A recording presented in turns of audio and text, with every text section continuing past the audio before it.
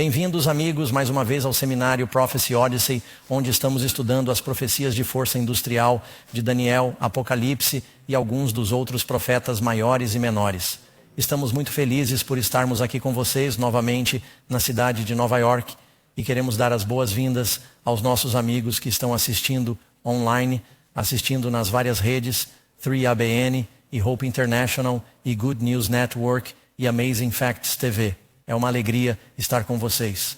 Estamos fazendo muitos amigos legais aqui na cidade de Nova York e todas as noites reservamos um tempo para conversar com vocês e conhecê-los. A lição desta noite é muito importante. Acho que digo isso todas as noites, não é? Bem, ela é. E Matt, deixe-me dizer isso de outra forma. A lição desta noite pode mudar sua vida se você permitir. Porque vamos falar sobre um assunto que muitas vezes é negligenciado, mas você está aqui porque acredito que você quer conhecer toda a palavra de Deus. E vamos falar sobre o Santo dos Santos e como você já ouviu, há um site. Se você está sintonizando e não sabia disso, pode fazer o download da lição. Você pode acompanhar, nós o recomendamos. Há mais na lição, há mais versículos e informações básicas do que você obterá apenas na apresentação. Se você fizer as duas coisas juntas, não só se lembrará melhor do material, como também estará mais bem preparado para compartilhar com os outros. Como também estará mais bem preparado para compartilhá-lo. E é isso, é claro, que Jesus quer que façamos, que conheçamos a verdade e a compartilhemos com os outros. Amém? Então, nosso estudo desta noite, falando sobre o Santo dos Santos, vim até aqui para pegar meu controller remoto e peguei a Bíblia por instinto. Sempre gosto de começar com um fato surpreendente. Talvez você já tenha ouvido falar de salas limpas. As salas limpas são usadas atualmente. Trata-se de um ambiente meticulosamente controlado que filtra poluentes como poeira, micróbios transportados pelo ar e partículas de aerossol para proporcionar um espaço com um dos ares mais puros do planeta. Muitas empresas têm salas limpas para proteger a produção de produtos como semicondutores e nanobots, medicamentos, drogas e equipamentos médicos. Nessas salas praticamente livres de partículas, o ar externo passa por sistemas potentes que descontaminam o ar e, ao mesmo tempo, controlam a pressão, a temperatura, a umidade e até mesmo os níveis de ozônio. Esse é um grande trabalho, porque um corpo humano em movimento gera cerca de 5 milhões de partículas por minuto. Pense nisso enquanto você se movimenta hoje à noite.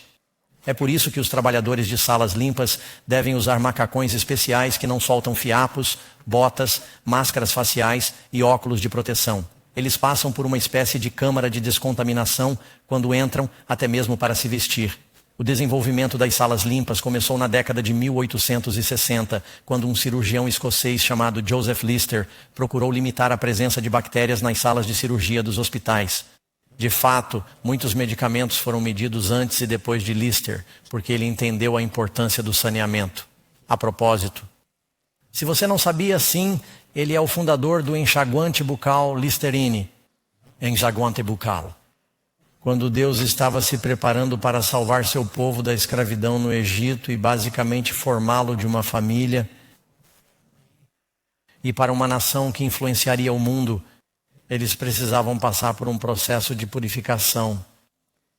Ele não os trouxe diretamente do Egito para a terra prometida. Na verdade, ele os levou para o deserto. Você sabe, o deserto às vezes é um lugar onde as coisas são esterilizadas pelo sol. Depois de 200 anos vivendo no Egito, eles aprenderam muitos hábitos ruins. Tiveram de desaprender esses hábitos e aprender a ser essa nação santa, esse povo de Deus. Por isso, uma das coisas que ele fez, além de dar a eles os 10 mandamentos no Monte Sinai, foi dar-lhes planos para um edifício portátil, às vezes conhecido como tabernáculo ou santuário. Pastor Doug, por que estamos estudando o assunto do santuário em um seminário sobre profecias? Resposta: porque a profecia bíblica está repleta dele. Quando você olha para o livro de Apocalipse, no capítulo 1, Jesus aparece entre 7 castiçais. Um pouco mais tarde, ele fala sobre almas sob o altar. O que é o candelabro? O que é o altar no santuário? Depois, fala sobre a arca da aliança. O céu estava aberto. Eu vi a arca da aliança. Fala sobre o altar de incenso e as brasas foram tiradas do altar de incenso. A profecia de Isaías fala sobre o santuário. A profecia de Ezequiel. Vou falar rapidamente. E se vocês tiverem suas Bíblias, quero que entendam que precisam compreender esse assunto pelo menos um pouco. Se você for, por exemplo, a Ezequiel, eu vou apenas a Ezequiel 43, 44, os últimos capítulos de Ezequiel, todos sobre o santuário. Capítulo 43. O templo, a morada do Senhor. Depois disso, ele me levou à porta que dá para o leste, e a glória do Senhor apareceu. Ele fala sobre as dimensões do templo. Você sabe que o Apocalipse diz para medir o meu santuário? Tirando isso de Ezequiel. Ele fala de uma fonte que flui do santuário. Será que o Apocalipse fala de uma fonte que flui do trono de Deus? Sim, fala. No capítulo 44, ele me levou de volta ao portão externo do santuário. E se você ler em Zacarias, em Isaías, em Daniel, o assunto do santuário, você realmente precisa entender algo sobre ele, para entender até mesmo os ensinamentos de Jesus. E você verá isso à medida que prosseguirmos. Portanto, a pergunta número 1, o que Deus pediu a Moisés para construir e por quê? Resposta, Deus disse que eles me façam um santuário para que eu possa habitar no meio deles. Ora, você não pode realmente se esconder da presença de Deus. Mas Deus queria providenciar um lugar onde pudéssemos nos identificar visualmente com sua presença. E ele disse, construa um santuário. Lembre-se de que quando os filhos de Israel saíram do Egito, eles foram para o Monte Sinai. Moisés subiu a montanha por quanto tempo? 40 dias e 40 noites. Deus precisou de 40 dias e 40 noites para esculpir os 10 mandamentos, 300 palavras. Algo mais estava acontecendo lá em cima. Deus estava dando a Moisés outras leis e estatutos para o povo e os planos para essa construção. A Bíblia diz no Salmo 77:13 que se você for se lembrar de um versículo, lembre-se deste. Seu caminho, ó Deus, está no santuário, o caminho de Deus. Que caminho? O modo como ele nos salva, ele se revela por meio de quê? No santuário. Pastor Doug, o santuário não é um prédio? Porque um prédio seria uma revelação de Deus. Você verá, fique comigo. Em primeiro lugar, sabemos que o santuário era um lugar onde ocorria o sacrifício. E havia uma porta. E Jesus disse, eu sou a porta. E então eles trouxeram um cordeiro. E Jesus disse, eu sou o cordeiro. Sabendo que vocês, 1 Pedro 1,18, não fostes resgatados com coisas corruptíveis como prata ou ouro do vosso procedimento insensato, recebido por tradição dos vossos pais, mas com o precioso sangue de Cristo, como de um cordeiro sem defeito, sem mácula. Ele não tinha pecado. Eles deveriam trazer um cordeiro sem defeito e sem mácula para o santuário. Eles colocariam as mãos sobre a cabeça do cordeiro, confessariam seus pecados e em seguida ele seria executado no santuário. Era um lugar de sacrifício. Isso nos ensina sobre o sacrifício de Jesus. Número 2. Onde Moisés conseguiu as plantas do santuário? Será que ele simplesmente se sentou e começou a sonhar com coisas e disse, bem, no Egito eu vi muitos edifícios bonitos. Será que fizemos isso e aquilo? O que a Bíblia diz? Você pode dizer as respostas comigo. Êxodo 25:40. Deus disse a Moisés, veja se você os faz de acordo com o quê? O modelo que lhe foi mostrado na montanha. Quem deu a Noé os planos para a arca? Noé era um construtor de barcos. Por que Noé seria um construtor de barcos? Não havia chuva antes do dilúvio. Ele construiu um barco em terra firme. Deus lhe deu as dimensões e ele flutuou. Deus deu os planos para o santuário. Há um projeto divino em Moisés, porque tudo isso diz algo muito importante. Você também pode ler em Hebreus 8, versículo 5, estas coisas que são a cópia das sombras das coisas celestiais. O santuário na terra é uma cópia ou uma sombra das coisas celestiais, conforme Moisés foi divinamente instruído quando estava prestes a construir o tabernáculo. Lembre-se de que as palavras santuário, tabernáculo e templo são frequentemente usadas de forma intercambiável. Elas se referem a esse local de habitação. Normalmente, quando falamos sobre o tabernáculo, trata-se do santuário portátil que eles tinham no deserto. Templo era usado mais para os permanentes que eles construíram em Israel.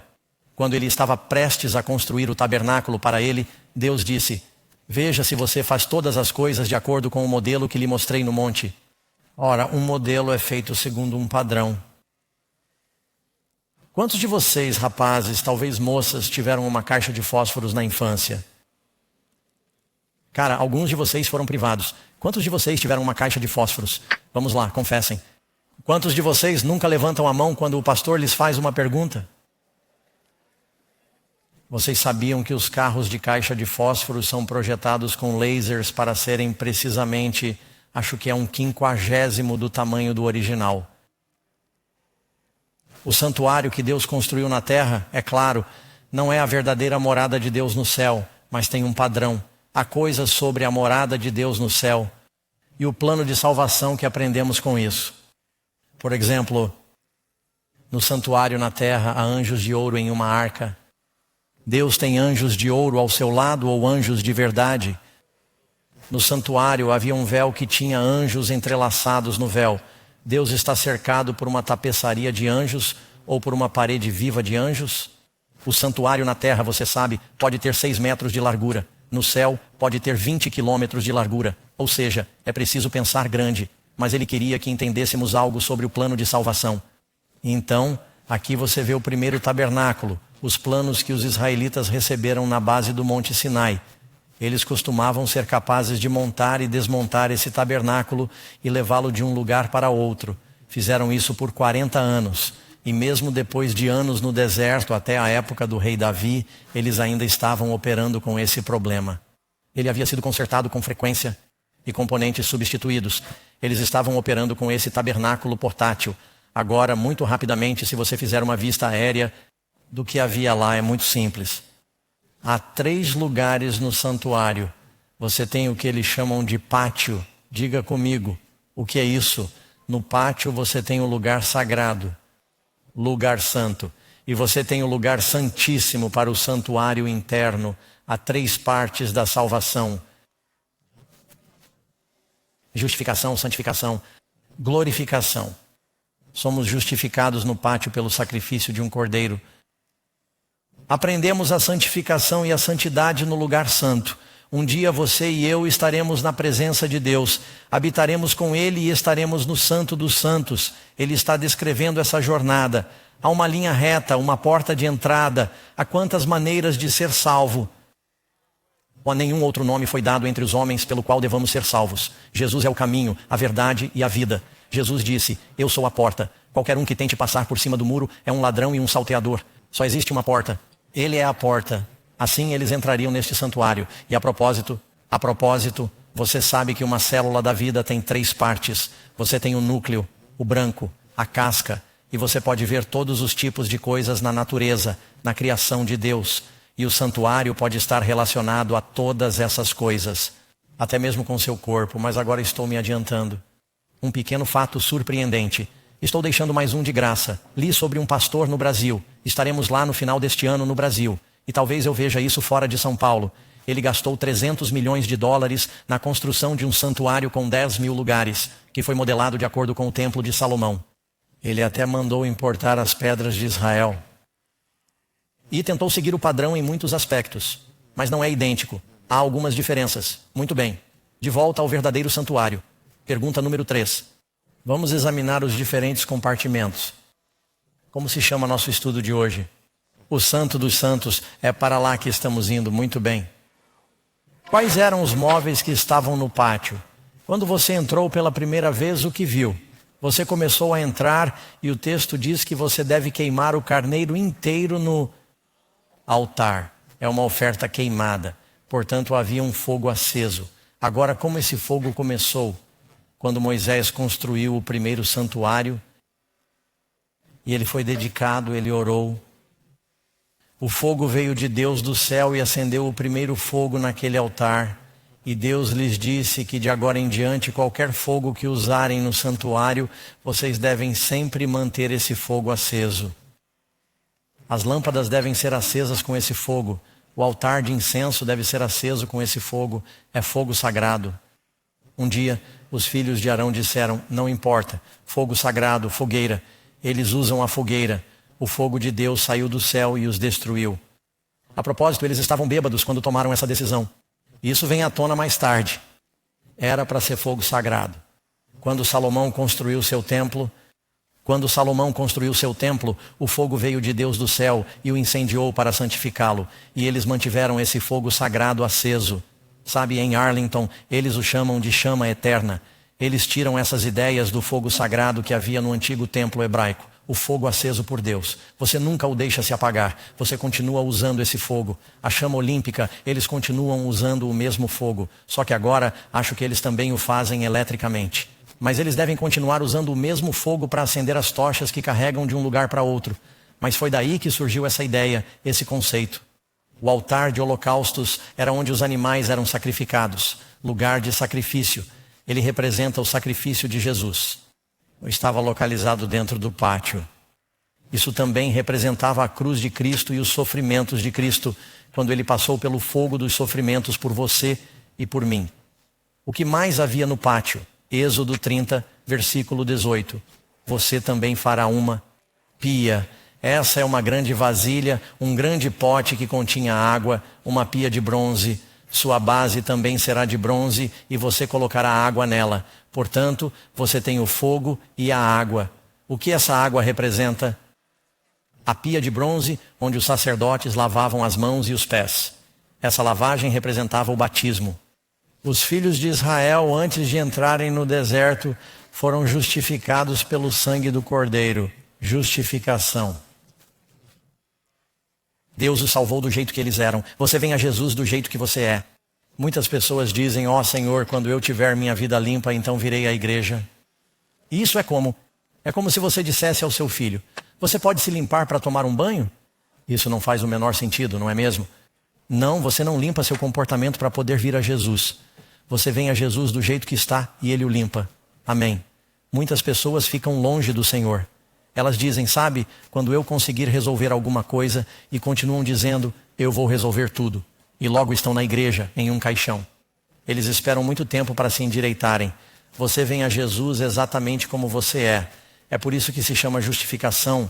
Você vem a Jesus e Ele o trata como se você nunca tivesse pecado. Ele morreu por nós enquanto éramos pecadores. Quando eles estavam no Egito, eles eram escravos do faraó. Eles sacrificaram o cordeiro. O sangue do cordeiro desencadeou a diferença que deu início à jornada para o próximo estágio. Deus não veio até eles e disse, aqui estão os meus 10 mandamentos. Guardem esses mandamentos e eu os salvarei. Ele primeiro disse, aceitem o cordeiro e o sangue do cordeiro e depois os levarei à lei. O que veio primeiro, o cordeiro ou a lei? Somos salvos pela lei ou pelo cordeiro?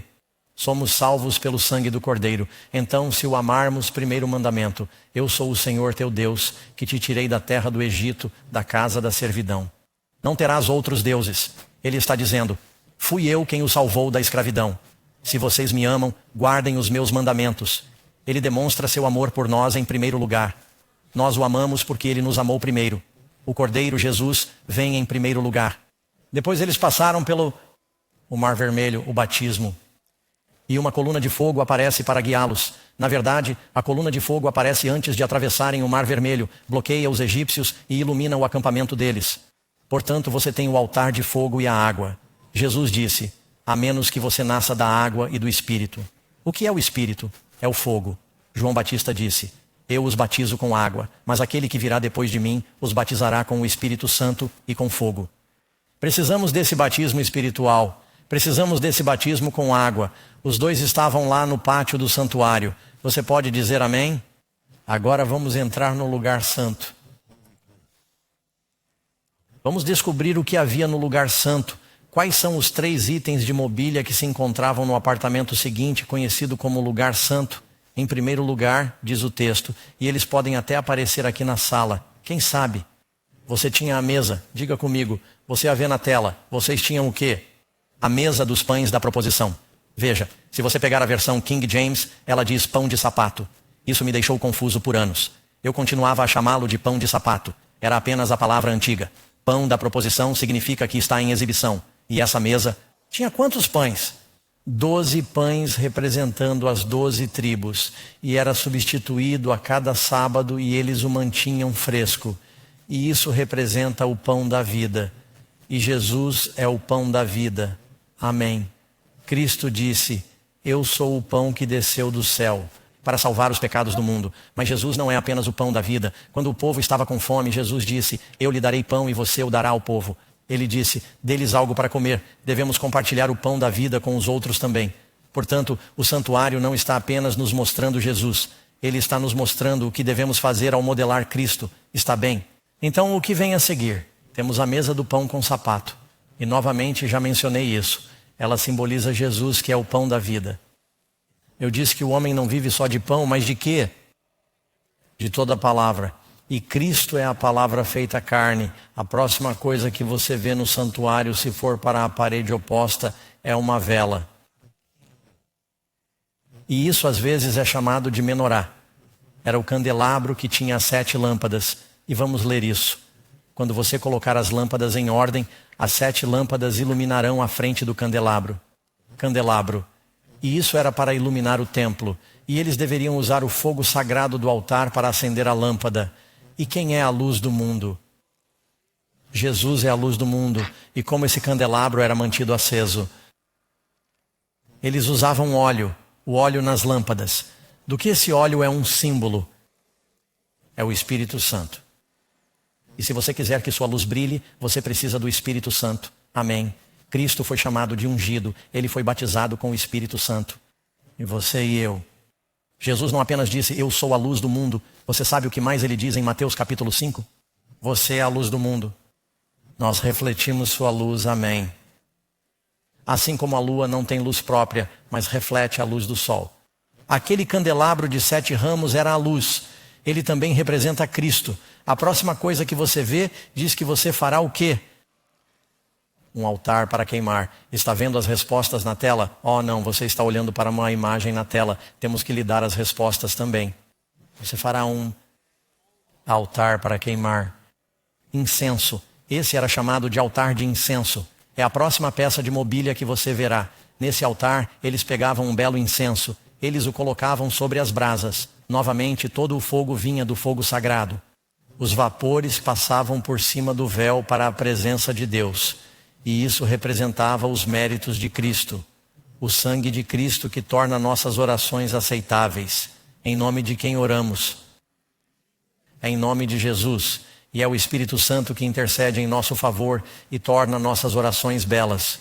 O Espírito de Cristo, portanto, esse era o altar de incenso. Tudo isso nos fala de Jesus. Amém. E assim, e você pode ler sobre isso em Apocalipse capítulo 5, 8. Você também encontrará o altar de incenso lá. Número 5, que artigo especial. Estava no lugar santíssimo, o santuário interno, às vezes conhecido como o Santo dos Santos. Há uma coisa lá. Deuteronômio, capítulo 10. Primeiro vamos colocar a escritura na tela para que vocês possam dizer as respostas comigo. Vocês estão me ajudando a ensinar as pessoas em casa que estão assistindo, dando-lhes as respostas. Ele escreveu nas tábuas, de acordo com o primeiro mandamento, o quê? Os 10. Os 10 mandamentos, e eles foram colocados em uma linda caixa dourada. Certo, agora temos esse móvel. Peça de mobília que estava no interior. É a Arca da Aliança. Amém. E o que havia em cima dessa bela arca? Os querubins.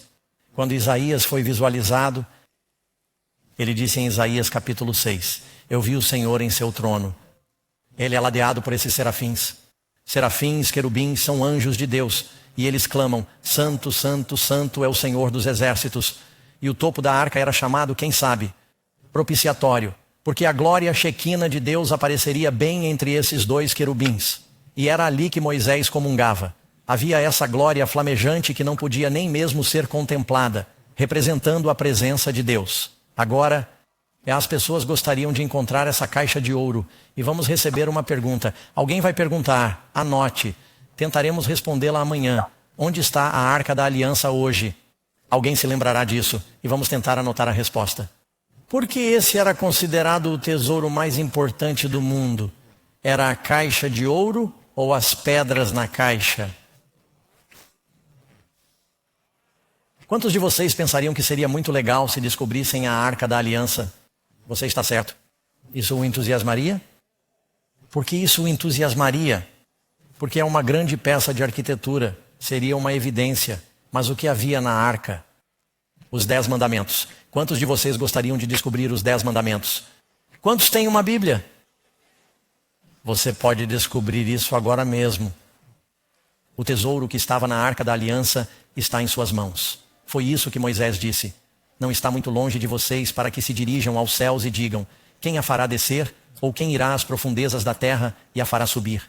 A palavra está muito perto de você. De fato, ela está em sua boca. Você e eu temos o tesouro da arca da aliança, mas você o escondeu no Santo dos Santos? Se seu corpo é um templo, e a Bíblia diz que é, onde está o Santo dos Santos? Escondi a tua palavra em meu coração. Coração não significa isso. Às vezes, eles realmente descobriram que há células cerebrais em seu coração. Você sabia disso? É verdade. E há muitas conexões entre o coração e a cabeça. E a cabeça. Certa vez vi um homem. Ele ficou tão triste quando falaram sobre sua esposa falecida que eu o vi ter um ataque cardíaco. O coração, ele sobreviveu, não se preocupe. Mas o coração conectado à cabeça. Mas a Bíblia diz que como o homem pensa em seu coração, a tua palavra escondi em minha mente. Ame o Senhor com toda a sua mente e com toda a sua alma. Os judeus sabiam que não se deve pensar com a bomba, porque sabiam que se você levasse uma pancada na cabeça, não pensaria direito. Eles sabiam que o cérebro estava aqui em cima. Mas é uma expressão. Assim, a Arca da Aliança tinha os 10 mandamentos. Diz: eu me virei, Deuteronômio 10, versículo 4.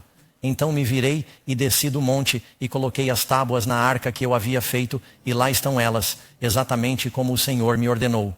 Agora vocês notaram o que está acontecendo aqui? Acompanhem-me, amigos. A arca, essa caixa representava o recipiente que continha a palavra sagrada. Cristo era a palavra encarnada. Era essa caixa dourada, essa vida pura que foi vivida na terra, a vida de Deus. E de certa forma, ele era toda a plenitude de Deus em forma corpórea, diz a Bíblia. Amém? E a tampa no topo, novamente mencionamos que é o propiciatório. Você deve colocar um propiciatório sobre o quê? Está na tela, na arca do testemunho do lugar santíssimo. E essa cobertura, essa tampa, era o lugar onde Moisés ia e aparecia diante do Senhor. O sumo sacerdote ia lá uma vez por ano. Esse era Arão. Moisés tinha uma espécie de acesso especial. Ele podia ir mais do que isso. Número 6. A Bíblia diz que o santuário de Deus era santo. Levítico 16, 33. E como era a vida de Jesus? Como seus seguidores deveriam viver? Por que estamos discutindo esse assunto? Por quê? A Bíblia diz que como ele, 1 Pedro 1, 15 e 16, assim como é santo aquele que vos chamou, sede vós também santos em toda a vossa conduta, porque enquanto a conduta, em toda a sua conduta, porque está escrito, sede santos, porque eu sou santo. Agora sejam honestos. Quantos de vocês se sentem um pouco intimidados quando Deus diz, sede santos? Eu me sinto. Quantos de vocês acham que às vezes é difícil ser santo? Quantos de vocês acreditam que Deus os ajudará a fazer tudo o que Ele lhes pedir? Jesus disse que seria fácil. Você sabia que a vida é difícil? Servir ao diabo é mais difícil do que servir a Jesus. A Bíblia diz que o caminho do transgressor é difícil. Jesus diz que o meu jugo, um jugo é algo que você usa para servir. Há fardos até mesmo para um cristão, mas Jesus diz que o meu jugo é suave, meu fardo é leve. O diabo é como o faraó, ele é um mestre de tarefas cruel. Você pode andar pelas ruas e ver pessoas que são controladas pelo diabo. Elas não parecem muito felizes. Mas os cristãos podem ter alegria em seu coração e paz que excede o entendimento. Mas Deus está nos chamando para uma vida de santidade, e a santidade traz felicidade. Jesus diz, eu vim para lhes dar vida e vida em abundância. Ele quer que você tenha alegria. Amigos, eu vivi no mundo, fiz de tudo. Sei o que existe lá fora, não vou voltar atrás. Sou muito mais feliz agora lutando pela santidade do que quando vivia para o diabo. Portanto, o restante desta lição vai deixá-lo um pouco abalado, mas vamos falar sobre o que significa ser santo. A Bíblia diz que Deus nos chamou para uma vida de santidade. 1 Pedro 2, 9. Vocês são uma geração escolhida ou real, que sacerdócio, uma nação santa, seu próprio povo especial.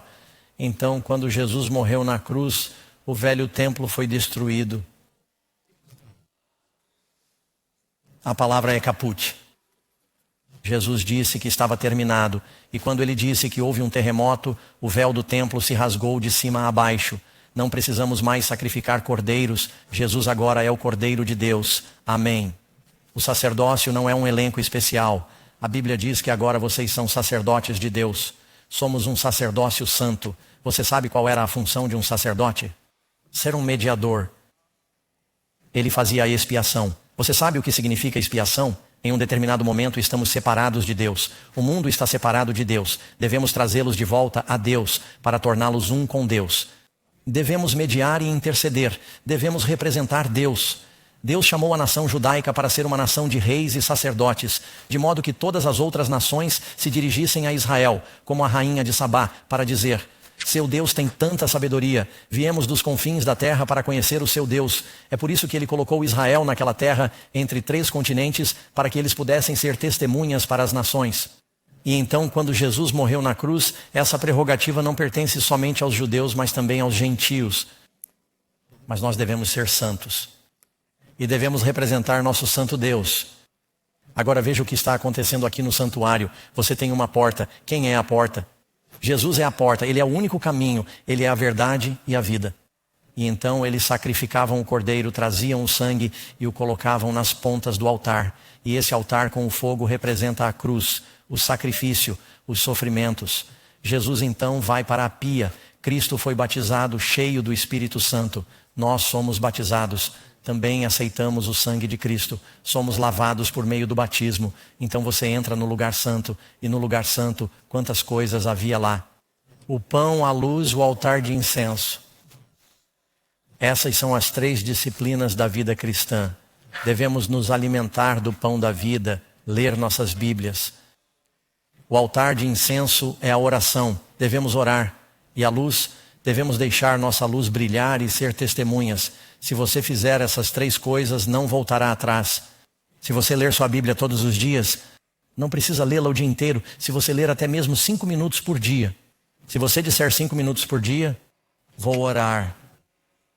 Agora, acho que deveriam fazer mais, mas comecem com 5, porque alguns de vocês não estão fazendo nada. Certo? Não quero assustá-los dizendo para orarem por 1 hora. 5, 10 minutos por dia, converse com o Senhor, abra seu coração, peça-lhe forças. Leia sua Bíblia. Não precisa ler tudo. Eu leio minha Bíblia todos os dias. Eu oro todos os dias. E oro todos os dias para que Deus me ajude a deixar minha luz brilhar. Se você fizer essas coisas, então você poderá entrar no 3º apartamento. Jesus virá e você viverá na presença de Deus. E você experimentará a glorificação e um novo corpo. Você e eu somos chamados de nação de sacerdotes. O santuário inteiro está nos contando o plano de salvação. Está vendo isso? Está certo. Acho que tenho você comigo agora, mas posso perdê-lo. O que era um princípio orientador para as roupas que os sacerdotes de Deus usariam? Agora estamos falando de santidade. Vamos entrar no âmago da questão e em algumas coisas práticas. E o que isso significa hoje, no ano do Êxodo. E na época dessa gravação, espero que ela seja transmitida por muitos anos. Capítulo de Êxodo do livro de Êxodo. Os sacerdotes tinham vestimentas especiais. Isso não significa que precisamos usar as roupas especiais dos sacerdotes. Mas observe o que está escrito. Você fará para eles calças de linho para cobrir o quê? Sua nudez. E elas se estenderão da cintura até as coxas. Nem subirão por degraus ao meu altar. Deus disse, sabe, muitos dos antigos, você já viu as pirâmides do Egito? Muitas das pirâmides do Egito e da América Central eram íngremes e ao subir os degraus era possível ver o vestido. E ele disse, você não subirá os degraus do meu altar para não expor sua nudez. Deus se importa com o recato. Os cristãos devem ser modestos. O que a Bíblia diz é um princípio orientador, que queremos representar o Senhor. E isso se refere às roupas que usamos. Deus não quer que nos vistamos de serapilheira. Mas a roupa de um cristão não deve ser extravagante. E deve haver modéstia no que vestimos.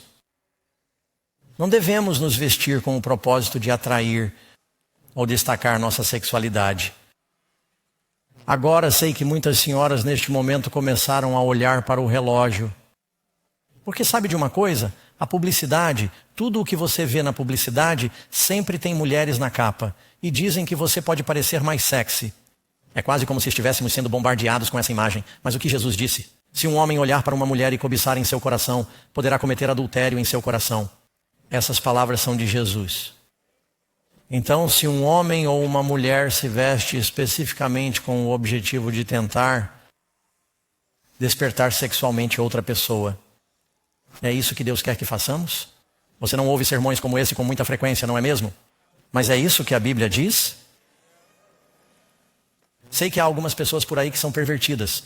Não importa o que você pense, não importa o que você vista, eles vão pensar errado. Então você sabe, você pode levar isso longe demais. Deus não está dizendo que você deve se vestir com uma burca. Vocês estão todos comigo? Entenderam? Karen e eu estivemos no Oriente Médio no início deste ano e vimos as meninas indo para a piscina e elas usavam burca. E você vai se afogar assim. Não é nada prático. E eu não quis ser indelicado, mas espero que você entenda, sabe? Use o bom senso no que você veste. A Bíblia diz, Paulo no Novo Testamento diz, seja um exemplo para os crentes em palavras, conduta, amor e espírito, em fé e pureza. A Bíblia desencoraja os crentes a usarem joias e roupas extravagantes. Da mesma forma, 1 Timóteo 2:9, que as mulheres e os homens se adornem com modéstia. Que tipo de roupa? Roupas modestas, não com tranças. A palavra trançado aqui não significa uma trança. Não há nada de errado nisso. Elas costumavam trançar correntes de ouro em seus cabelos. Eles estão falando especificamente sobre isso. Não com tranças ou cabelos trançados, ou ouro, ou pérolas, ou roupas caras. Mas aquilo que se torna justiça, boas obras. Deus tinha ouro no templo. O ouro estava do lado de fora ou do lado de dentro? Está no interior. Deus quer que tenhamos o ouro por dentro. 1 Pedro 3:3. Não se deixem adornar apenas por fora, arrumando o cabelo, usando ouro ou vestindo roupas finas. Os cristãos devem se vestir com bom gosto e limpeza. Mas antes, que seja a pessoa oculta do coração com uma beleza incorruptível de um espírito manso e tranquilo, que é muito precioso aos olhos de Deus. É preciso que seja o adorno interior. Não sei se muitos de vocês se lembram de que, há alguns anos, muitos televangelistas tiveram problemas com imoralidade. Na verdade, isso está acontecendo novamente. Eles estavam vivendo uma vida por fora e uma outra vida em particular. E você sabe, eles começaram a ridicularizar suas roupas caras. Diziam a todos que mandassem dinheiro para seus ministérios. E alguém escreveu uma música que dizia, Jesus usaria um Rolex? Algum de vocês se lembra disso? E eles começaram a zombar dos... Os cristãos se vestiam de forma extravagante e eram extravagantes. Não queremos viver assim. Amém. Queremos ter certeza de que estamos representando Jesus no que vestimos e nos vestimos com simplicidade. Naquele dia o Senhor nos tirará. Isso está no capítulo 3 de Isaías, falando sobre as filhas de Israel que eram orgulhosas e arrogantes. Leia você mesmo. Naquele dia, o Senhor tirará os enfeites das tornozeleiras, dos pingentes, das pulseiras, dos véus, dos cocares, dos enfeites para as pernas, das faixas para a cabeça, dos perfumes, dos amuletos, dos anéis e das joias para o nariz. E você sabia que quando Deus o criou, Ele o criou perfeitamente com o número certo de orifícios em seu corpo. Você sabia disso? Sabia que quando um homem estava possuído por demônios, ele se perfurava. Quando os profetas de Baal queriam chamar a atenção de seu Deus, eles pulavam no altar. Eles começavam a se furar. Seu corpo é o templo do Espírito Santo. Agora percebo que as pessoas aqui estão usando joias. E agora vou falar sobre tatuagens. E há pessoas aqui que têm tatuagens. Mas você sabe, a Bíblia fala sobre tatuagens. A Bíblia diz, não fareis marca alguma em vossa carne, como fazem os pagãos, porque eu sou o Senhor, vós sois santos para Deus. Agora, pastor Doug, o que você está dizendo? Estou perdido? Não. Todos nós estamos perdidos sem o sangue de Jesus. Estou dizendo que Deus está nos chamando para um padrão mais elevado, amigos. Amém. E você não ouve mais ninguém falar sobre a palavra de Deus, porque ela pode te pegar. Isso o torna muito impopular se você pregar a verdade. Mas a Bíblia diz que não devemos nos encher de buracos, tatuagens e joias, como se isso fosse nos tornar mais valiosos de alguma forma. Você é precioso porque o Filho de Deus morreu por você. não por causa do seu ouro e da sua prata, não por causa da forma como você faz propaganda do seu corpo. Seu corpo é um templo de Deus. Somos uma nação de reis e sacerdotes. Que regra de bom senso Deus estabeleceu para que sacerdotes, reis e profetas mantivessem uma conduta santa? Ouça isto, Levítico 10, 9. Não bebas vinho nem bebida inebriante, nem tu nem teus filhos contigo, quando entrares na tenda da congregação, para que não morras. Isso será um estatuto perpétuo em suas gerações.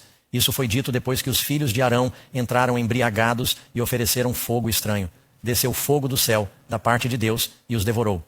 O que a Bíblia diz, já que somos uma nação de reis e sacerdotes: não é lícito aos reis beberem vinho, nem aos príncipes bebidas inebriantes, para que não bebam e se esqueçam da lei e pervertam a justiça para com todos os aflitos. O consumo de álcool aumenta sua percepção e seu QI, ou inibe seus reflexos e seu pensamento? Quando o rei Davi quis que Urias fosse contra sua consciência, ora, Davi nunca deveria ter feito isso, ele tentou embebedá-lo. Você sabe quantos homens tentaram embebedar as mulheres para que pudessem se aproveitar delas? E elas iriam, e talvez vice-versa, eu não sei. As mulheres também podem tentar embebedar os homens. E isso funcionou nos dois sentidos. Não estou tentando ser, sabe, injusto nisso. Mas acho que todos nós sabemos. E essa era a droga preferida nos tempos bíblicos, mas há muitas outras drogas hoje em dia, certo?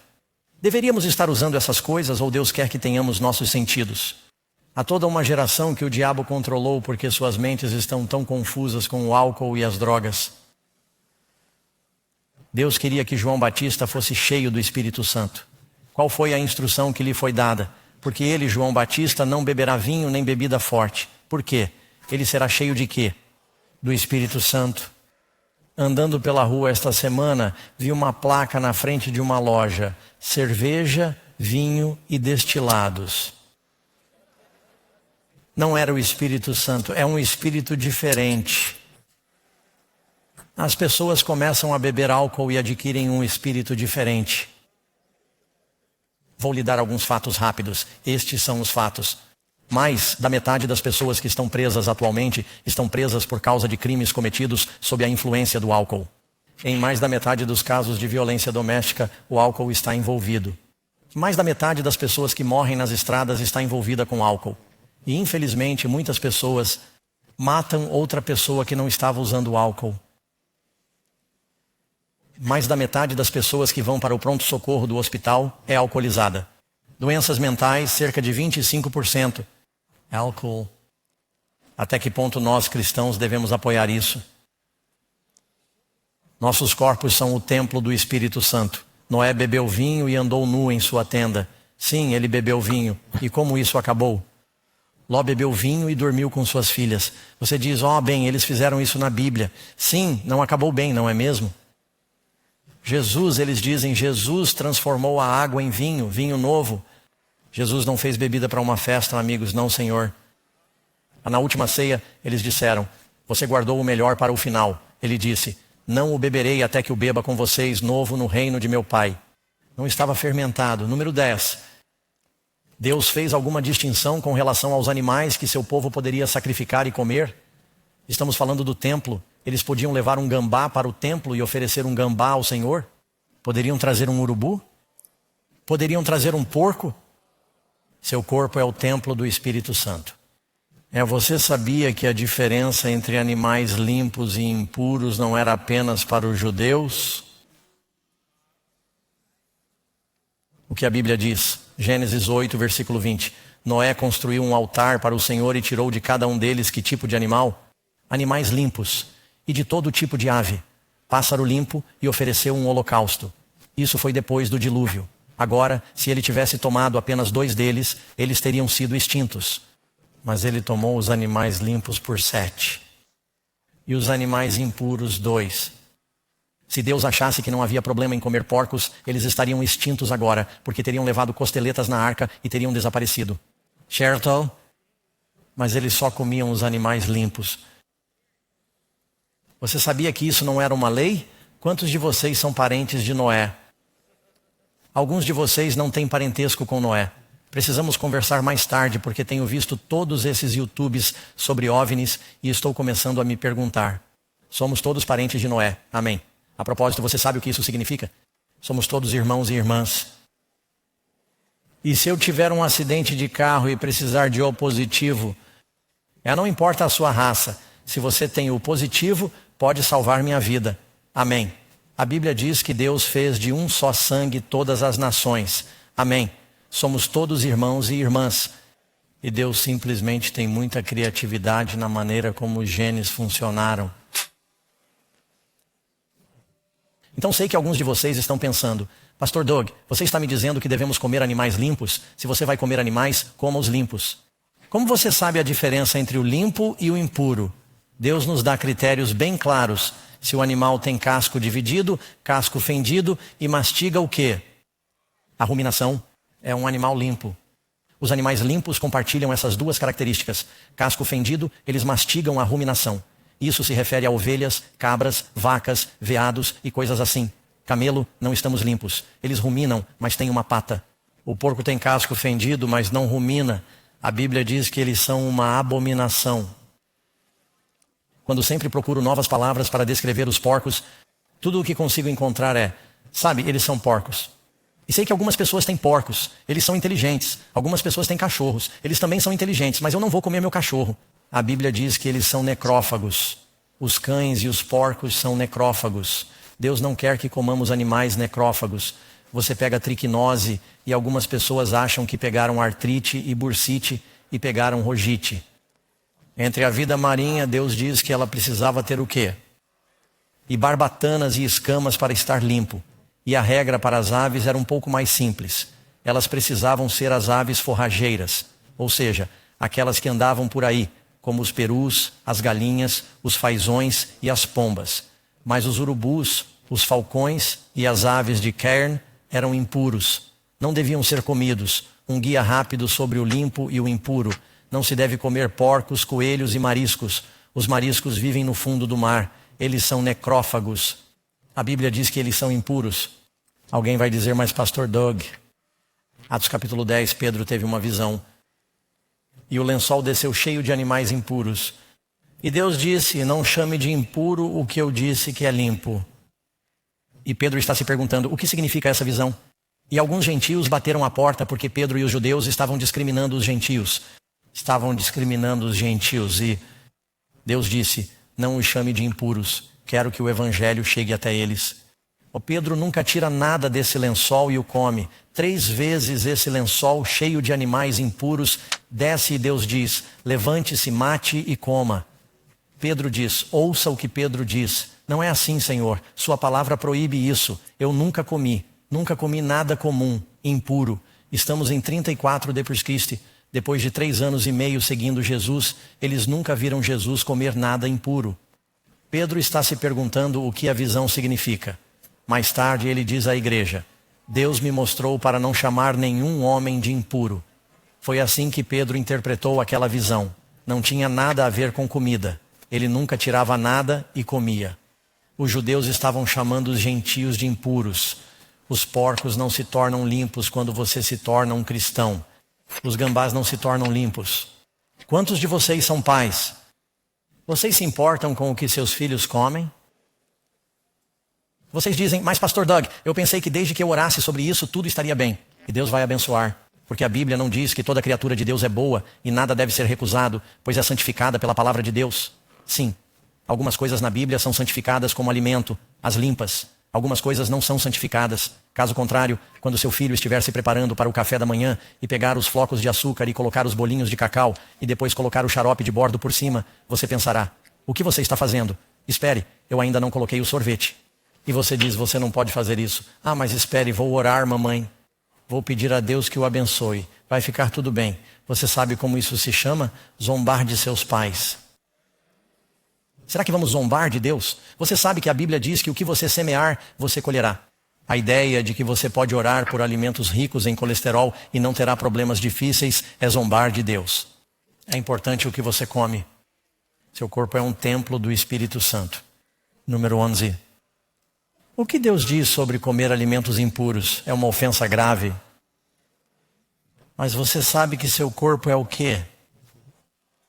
O templo do Espírito Santo que você tem em você, que você recebeu de Deus. Você não é dono de si mesmo. Você foi comprado por um preço. Vocês não sabem que são o templo de Deus? 1 Coríntios 3:16. E o Espírito de Deus habita em vós. Se alguém destruir o templo de Deus, Deus o destruirá. Destruirá. Ouçam. Isso, amigos, Isaías 66, versículo 15 e versículo 17. Pois eis que o Senhor virá com fogo, com os seus carros e com um redemoinho. Aqueles que se santificam comendo carne de porco e a abominação e o rato. Se você vai comer um sanduíche de presunto, espero que também coma um hambúrguer de rato. Porque Deus coloca os ratos e os porcos na mesma categoria. A carne de porco, o rato e a abominação serão consumidos juntos, diz o Senhor. Quando você lê o livro de Daniel, o livro de profecia, primeiro capítulo, você sabe o que eles são testados em comida. A primeira coisa que acontece nesse livro de profecia é que eles estão sendo alimentados com comida babilônica. Eles disseram que não nos contaminaríamos com a comida babilônica, nem com o vinho que o rei bebeu. E ele disse, mas eu vou me meter em encrenca. Eles disseram, não vamos fazer isso. E porque eles se levantaram, disse que o rei os testou e eles eram 10 vezes mais sábios do que qualquer outro. Do que qualquer outra pessoa. Sabe por que o mundo inteiro está com problemas agora? Deus disse a Adão e Eva, não comam algo. E eles comeram algo que não deveriam comer. Portanto, não me diga que Jesus veio para que você possa comer qualquer coisa que rasteje pelo seu prato. Isso não é um pensamento claro. Eu sei que isso é chocante. Alguns de vocês estão ouvindo isso pela primeira vez, mas é bíblico. Você precisa ler a lição que acompanha este estudo. Isso é importante. Tenho 67 anos de idade. Tenho o quê? 9 netos. Isso muda o tempo todo. 10. E tenho boa saúde. E não faço mais saltos com as mãos para trás. Alguns de vocês se lembram que eu fazia isso há 25 anos. Mas eu jogo raquetebol e mergulho na bola. Ai, espero. Para os dois lados.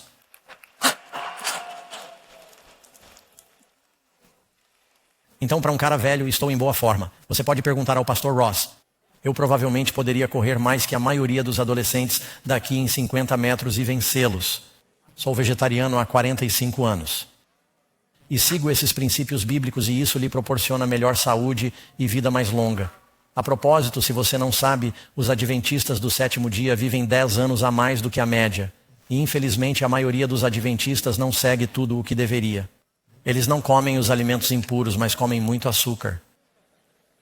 Se seguíssemos essas coisas, teríamos um membro de nossa igreja com 100 anos de idade. E ele ainda está ensinando. E ainda está viajando. O que um cristão deve escolher para pensar? Agora estamos falando sobre a mente. Estamos falando sobre onde tudo começa, a santidade. Filipenses 4, versículo 8. Tudo o que é verdadeiras, nobres. Tudo o que é justo. Tudo o que é puro, tudo o que é amável, tudo o que é bom. Se houver alguma virtude, se houver algo louvável, medite nessas coisas. A Bíblia diz, Davi disse, não porei nada de mal diante dos meus olhos. Cuidado com o que você assiste, isso afeta o que você pensa. Somos uma sociedade cercada de telas em nossos telefones, em nossos iPads, em nossos computadores. Para onde quer que olhemos, não podemos nem mesmo ir ao banheiro sem que haja um monitor tentando nos vender algo. Onde quer que o posto de gasolina abasteça sua gasolina, há uma tela. E como cristão, você precisa preencher sua mente com o que é bom, o que você quer. No alto, não nas coisas da terra. Jesus nos disse que o pecado se origina na mente. Deus quer sua mente, Ele quer seu coração. No mundo dos dias de Noé, os pensamentos de seus corações eram continuamente maus. Jesus disse que seria assim nos últimos dias, porque as pessoas estavam enchendo suas mentes e seus corpos com coisas erradas. Deus nos chamou para a santidade. Quantos de vocês querem dizer, Senhor, por sua graça, quero fazer algumas mudanças em minha vida? Vou convidar John para sair. Ele vai cantar um verso. Vamos orar juntos em apenas 1 minuto, porque quero orar por você. A Bíblia diz que você é um santuário. Pergunta número 13. O que a Bíblia diz sobre o comportamento mundano? Quem, pois, quiser ser amigo do mundo, faz-se inimigo de Deus. Saiam do meio deles e separem-se, diz o Senhor. Não toquem no que é impuro e eu os receberei. Ele está nos chamando para uma vida de santidade.